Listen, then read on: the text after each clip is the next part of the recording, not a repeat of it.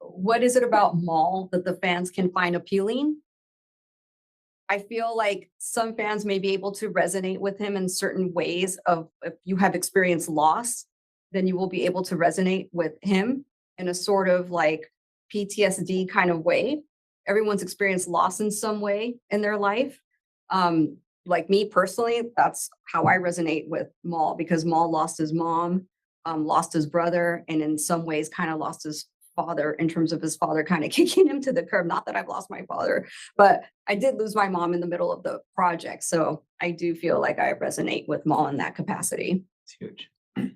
Yeah, I mean, for me, I feel like Maul, the mystery of Maul is so appealing. And in this show, we wanted to show new facets of Maul that you haven't seen before, while we also deepen the mystery of the character. It's so fun. I think also fans are going to love some of the new challenges that we throw at Maul, seeing Maul up against new challenges, new foes, new threats, and gaining potentially new allies in falling down the rabbit hole into an adventure with new characters that we've never seen before, and seeing new ways for him to get out of it is going to resonate. So next question, what does Sam bring to the role? Wow. What does Sam Witwer not bring into the That's an easier question. That's an easier. Sam Witwer brings everything. Besides the voice acting capacity, he also has a lot of ideas about the character death that he shares with us and collaborates with us. He has provided us with animation reference. He has spoken to our internal animation team, to the external groups, collaborated with these guys, collaborated with me. I mean, he's collaborated even with the chemistry reads for the auditioning of the other voice actors. He's even a mentor in the booth.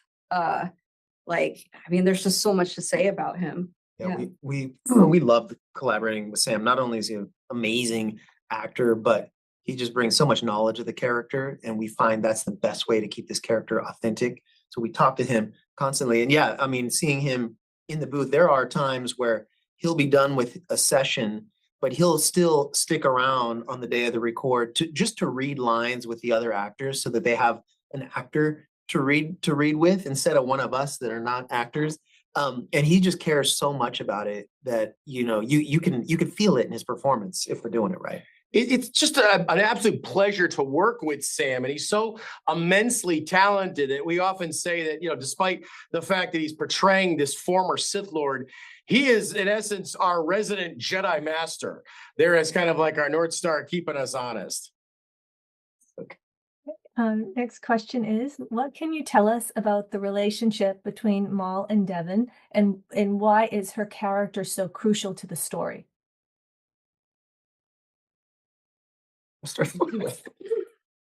The relationship between Maul and Devon is a unique one that I don't think we've seen before with these characters, with Maul anyway. And Devon is her character is crucial to the story because she portrays an innocent young figure that has prepared her entire life for a future that unfortunately she will never see, and she is caught up in a very difficult time facing unique challenges. And Maul provides a new perspective for her to see the galaxy and to view potential of her own life and destiny. And she's got her mentor on one side who has raised her and structured her in such a fashion. And then on the other side, she's almost got this kind of devil on her shoulder, tempting her with strange truths and certain particular points of view. Yeah. Wow. Devon, so great.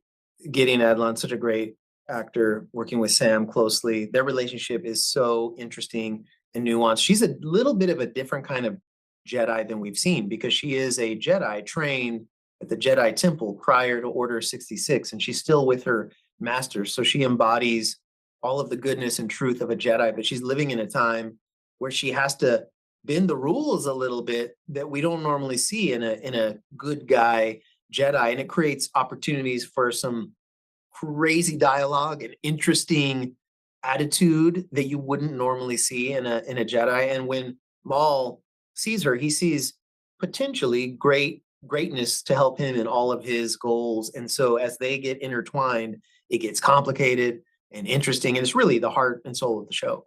And Maul actually meets her at a pivotal point in her life because she had just witnessed the Jedi Order being demolished. And also she's a teenager, so she's open to be moldable and open for influence as well.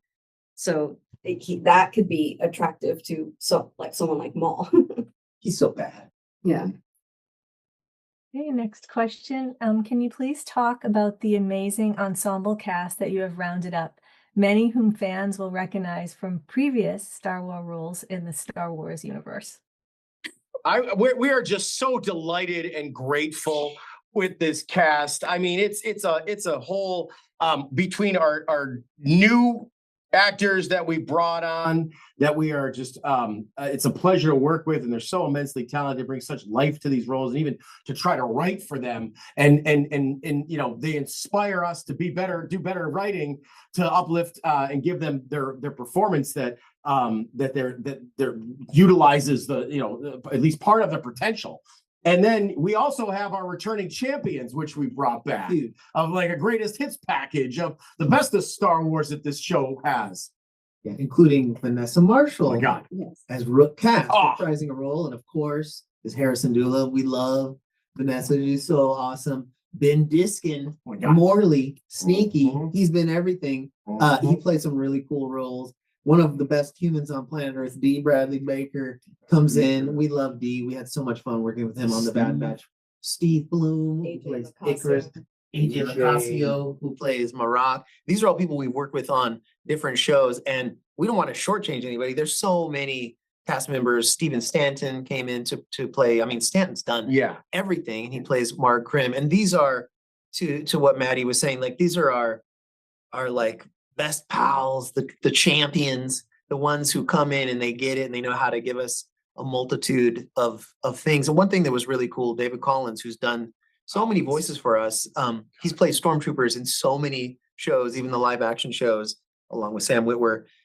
We have David as our sound engineer and our mixer, but we wanted him to play Spybot, not just in the mix, but come into the booth and perform as Spybot as we go. So I mean, our champions are They're returning champs. they're amazing. I also think what's unique is that we incorporated something called the loop group into our process, Huge. where if we didn't catch certain things during the record sessions, Matt Wood's team and David Collins Whitwer as well, they would get together and perform like the extra bells and whistles that were necessary to complete the episode by way of loop group. So we've been having a lot of fun with that. Also something we haven't done before. Okay, this is the last question. It's kind of a two-part question. Okay. How would you describe the look of the series? And so how does the series differ from previous Star Wars animated series? You want me to go first? Yeah. All right. Take It's it home. pulpy, Take it home. it's noir, it's brushstroke. It's definitely something different. We kind of went back towards old school ways of producing the show. So we did a lot of oil on canvas matte paintings that we would then shoot and then composite into the backgrounds. We also did brushstroke paints on glass so that we could then photograph those and incorporate those in the smokestacks and in the backgrounds for vignetting. Even the brushstrokes that you see in the lightsabers were hand painted. We also went back to building practical models that you could see in particular ships. We went into the body rigs to see what was missing by way of extra facial blend shapes, pivot points to do more of a seamless, fluid body mechanic animation and facial.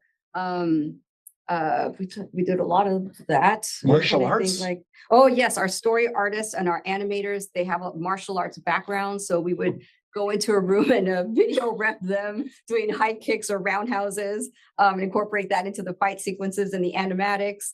Backflips in the dojo. Couple of Yeah. dojo. We got a couple dojos back there going off. Like right over here. Right here. Yeah. Backflips. It's like everybody had an influence on this show. It was definitely a team effort.